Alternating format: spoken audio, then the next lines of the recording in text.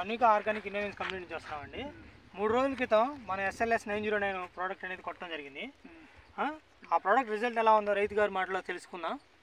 నమస్తే అండి, మీ పేరేం పేరండి? నా పేరు విజయ్ కుమార్ రెడ్డి అండి. పల్నాడు జిల్లా అచ్చంపేట మండలం తాళచేరు గ్రామం. మనకి ఈ లీటర్ చూసుకున్నాడు SR 909 గోల్డ్ డ్రాప్ 3 కేజీలు తీసుకున్నాను అండి. ఇలా కొట్టి 3 రోజులు అండి. అంతకుముందు బాగా పచ్చదనం తెల్లదం బాగా నల్లి ముడత బాగుందండి.